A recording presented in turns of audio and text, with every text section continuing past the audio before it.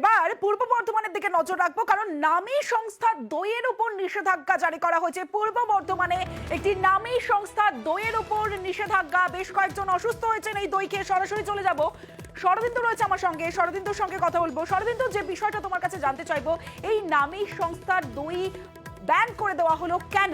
দেখো, কয়েকদিন ধরেই দেখা যাচ্ছিল যে দক্ষিণবঙ্গ জুড়েই একেবারে পূর্ব মেদিনীপুর, বাঁকুড়া থেকে শুরু করে পূর্ব বর্ধমান জেলায় বেশ কয়েকজন পেটের রোগে অসুস্থ হয়ে পড়ছিলেন। তার মধ্যে পূর্ব বর্ধমান জেলাতেই মেমারি এবং রায়না এলাকাতেও দুটি অনুষ্ঠান বাড়িতে ভোজ খেয়ে অন্তত শতাধিক ব্যক্তি অসুস্থ হয়ে পড়েন এবং এরই কারণ অনুসন্ধানে নেমেছিল জেলা স্বাস্থ্য দপ্তর। এবং সেক্ষেত্রে দেখা যায় দুটি ক্ষেত্রে একটি কমন বিষয় যে তারা একটি কোম্পানির মিষ্টি দই খেয়েছিল। এরপরই ওই মিষ্টি দই পরীক্ষা করা হয় এবং তাতেই পেটের পক্ষে ক্ষতিকর একটি বিশেষ ব্যাকটেরিয়ার সন্ধান মিলেছে, যা বেশ বেশি পরিমাণেই রয়েছে।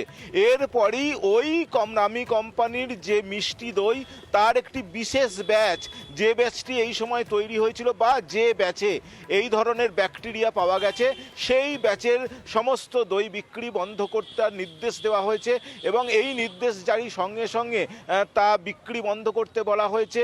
এজন্য সমস্ত ডিস্ট্রিবিউটার, সমস্ত স্টকিস, সমস্ত রিটেলারকে এই নির্দেশ জারি করা হয়েছে। ফলে এই নির্দেশের ফলেই কিন্তু ওই যে দই বন্ধ করতে চাইছে, বিক্রি বন্ধ করতে চাইছে জেলা প্রশাসন, যাতে নতুন করে আবার ওই দই খেয়ে কেউ না অসুস্থ হয়ে পড়ে। এর ফলে এই যে পেটের সমস্যা হচ্ছিল তা অনেকটা কমানো যাবে বা অন্যান্য জায়গাতেও সেই সমস্যা থেকে ঠেকানো যাবে, এমনটাই মনে করছে জেলা স্বাস্থ্য দপ্তর। এবং জেলা স্বাস্থ্য দপ্তরের পক্ষ থেকে এই নির্দেশিকা জারি করা হয়েছে। সংশ্লিষ্ট সব দপ্তরেই সেই চিঠি পাঠিয়ে দেওয়া হয়েছে। বেশ শরদিন্দু, এবার দেখাবো রেজিনগরের রাস্তা রাজনীতি। কেন বলছি জানেন? কারণ একই রাস্তার দুবার শিলান্যাস, পরপর দুদিন। প্রথম দিন শিলান্যাস করলেন তৃণমূল বিধায়ক, আবার সেই রাস্তায় দ্বিতীয় দিন শিলান্যাস করলেন কংগ্রেস সাংসদ। দেখুন।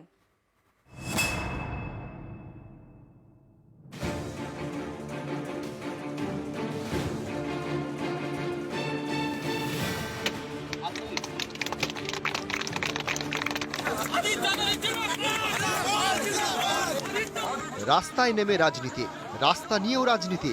একই রাস্তার দুবার শিলান্যাস, পরপর দুদিন। রবিবার শিলান্যাস রেজিনগরের তৃণমূল বিধায়ক রবিউল আলম চৌধুরীর। সোমবার শিলান্যাস বহরমপুরের কংগ্রেস সাংসদ অধীর চৌধুরীর।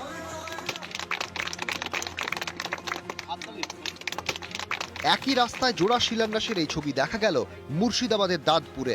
এই জায়গাটি বহরমপুর লোকসভা কেন্দ্র এবং রেজিনগর বিধানসভা কেন্দ্রের মধ্যে পড়ে। দাঁতপুরের মরাদিঘি থেকে অমরপুর পর্যন্ত রাস্তা বেহাল। দীর্ঘদিন ধরে পাকা রাস্তার দাবিতে সরব স্থানীয়রা রাস্তা তৈরির টাকা বরাদ্দ করেন বহরমপুরের কংগ্রেস সাংসদ অধীর রঞ্জন চৌধুরী। ঠিক হয় সোমবার তিনি শিলান্যাস করবেন, তার আগেই রবিবার এই রাস্তা শিলান্যাস করেন রেজিনগরের তৃণমূল বিধায়ক রবিউল আলম চৌধুরী। তার দাবি, পথশ্রী প্রকল্পে দাঁতপুরের এই রাস্তার জন্য টাকা বরাদ্দ হয়েছে। আমরা শুনতে পেলাম এখানকার মাননীয় সাংসদ অধীর রঞ্জন চৌধুরী তার তহবিল থেকে 8 লক্ষ টাকা দিয়েছেন। আমরা যেখানে 24,04,000 কত টাকা আমরা যেখানে বরাদ্দ করা হয়েছে, সেখানে 8 লক্ষ টাকা দিয়ে এই রাস্তাটা শুধু ঝাঁ ব্যাস করার চিন্তা ভাবনা নিয়েছেন। আমরা কিন্তু এই রাস্তাটায় পদশ্রীর মাধ্যমে আমরা ঝাঁ ব্যাস এবং ঢালাই করে দিয়ে সমস্ত রাস্তা তৈরি করতে চাই। এমপিলার থেকে সব হয়ে যাওয়ার পর কালকে হঠাৎ করে ওখানকার পঞ্চায়েত না কে আছে তারা বলছে না আমরা এটা করবো। কৃতিত্বের লড়াই, এখানে টেন্ডার বার হবে তবে তো কাজ হবে। কিছুই করেনি, কাগজপত্র কিছুই নেই, জাস্ট এমপিলারের রাস্তাটা উদ্বোধন করতে যাচ্ছি, তাই ওদের মাথা ব্যথা। মুর্শিদাবাদের বিভিন্ন জায়গায় রাস্তা বেহাল, রাস্তার দাবিতে বিক্ষোভ, অবরোধ, অনেক কিছুই হচ্ছে। বেহাল রাস্তার কথা বারবার প্রশাসনকে জানানোর পরেও কোনো কাজ হচ্ছে না বলেও অভিযোগ উঠেছে। অথচ দাঁতপুরে একই রাস্তার দুবার শিলান্যাস।